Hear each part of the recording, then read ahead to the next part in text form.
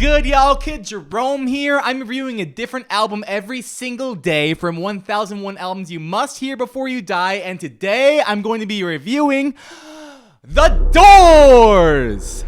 The Doors is the debut studio album by LA psychedelic rock band The Doors, released January of 1967. I'm very familiar with The Doors. It's one of my favorite bands from the era. I've listened to no shortage of music from Jim Morrison, even his solo endeavors, which I really appreciate, so I was extremely excited for this album. The first thing that you're going to notice on this album is Jim Morrison's voice. It's very iconic. It's smooth and husky most of the time. It's loud, frantic, and urgent to others, often in the same song, one right after another. He is very masterful with how he uses his voice. In the Backdoor Man, he's practically shouting the chorus, and at the end of This Is the End, he does this powerful scatting sort of vocal delivery. It's very impressive stuff. Something that very few people at the time were capable of doing. He put his entire heart and soul into his vocal performance, and that much is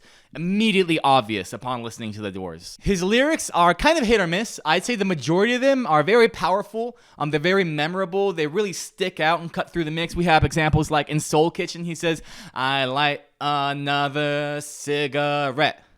Learn to forget." And it's just very memorable. It really sticks with you. We have other examples in 20th Century Fox where he says, "She's a 20th Century Fox." He's just shouting the title of the song. It's impossible to forget. We have in Alabama Song, he says, "Show me the way to the next whiskey bar." Very, very, like I keep saying, iconic, memorable stuff. When you're writing a chorus that you intend to be commercially successful, that you intend to be repeated, you intend it to be a successful, well-spread song, you want these lyrics to stick out in the memory. You want them to be unforgettable. I'm sure at Doors concerts, he had crowds of people chanting the lyrics back to them because it's easy to do.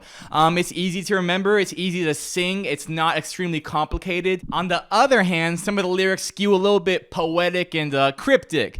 They can be a little alienating at times, like, "I feel like I'm too dumb to understand what he's saying." We have a few examples of this on Crystal Ship. He says, "The crystal ship is being filled, 1,000 girls, 1,000 thrills, 1,000,000 ways to spend your time. When we get back, I'll drop a line."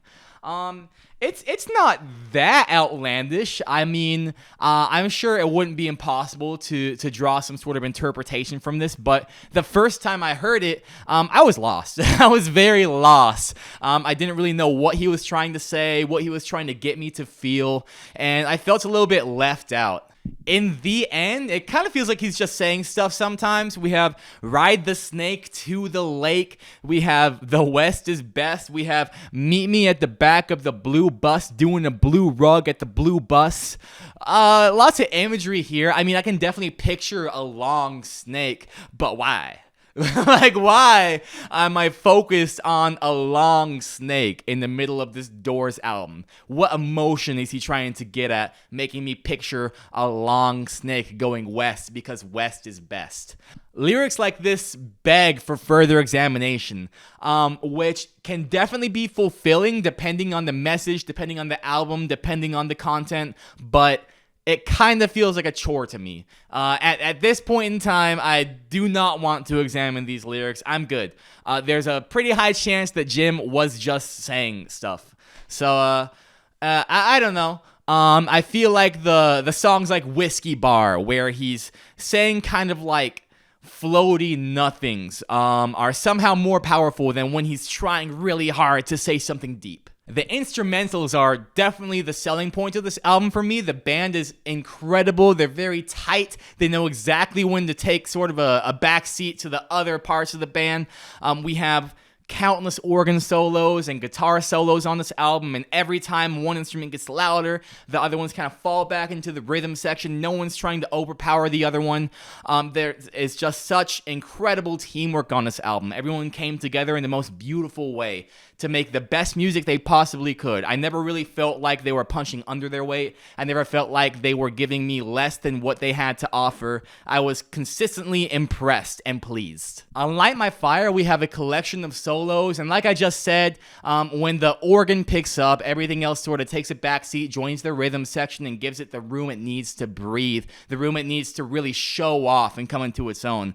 And then right after this organ solo, immediately, and I'm talking a very noticeable, immediate dip in energy occurs, and then the guitar picks up and just lays down this really stanky, cool, pitch-bendy, ornamentation-heavy solo.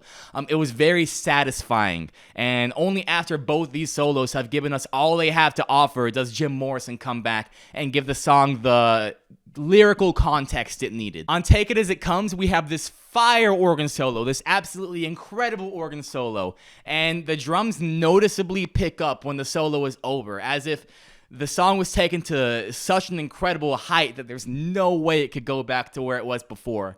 And the next verse is louder, is higher energy, is picking up a little bit, and then we get hit with a even crazier organ solo, a louder one, a bigger one. After the second organ solo, there's a very noticeable and immediate dip in the energy, giving Jim the space he needs to come back and sort of tie the entire song together. And then they pick it up one last time to close the song with a big finish.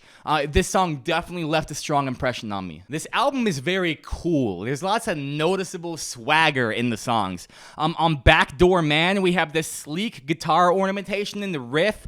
We have these pitch bends sort of in the middle of the verses. It's stanky. It's really cool what they're able to do. We have this confident organ riff that sort of serves as punctuation during the verse. We have these really cool lyrics from Jim. On Alabama Song, Jim Morrison delivers these very confident and smooth vocals. It's very ominous, very alluring. It definitely fits the energy of the track. It feels like a haunted circus ride. I really appreciate that the long songs were very long and the short songs were very short. This was kind of unconventional at the time. I'm more used to seeing 4.5-minute songs with extended solos. But I think that a song should lead with its best foot, give you everything it has to offer, and then disappear. I think that a song overstaying its welcome is worse than a song understaying its welcome. On the other hand, the longer songs felt like extended jam sessions, which I really appreciated. I think that the band backing Jim is very talented. I think they could honestly do this all day. At the very end of the album, we're met with The End, an 11-minute plus song, but every moment is important. No time is wasted, and I feel like that's the biggest challenge of an extended song, but they never fail to stick the landing. I also appreciated the unconventional instrumentals on some of these songs. On Alabama Song, we have this polka-like drum rhythm and these circus-reminiscent organ chords. It's very bouncy and fun, but very dangerous sounding. It's a very unconventional structure. I can't really name any songs that sound like this, and I feel like that's an incredible feat for the late 60s. We have End of the Night. It's very relaxed, very laid back, borderline ominous. There's these spacey, understated guitar notes. It's very twangy.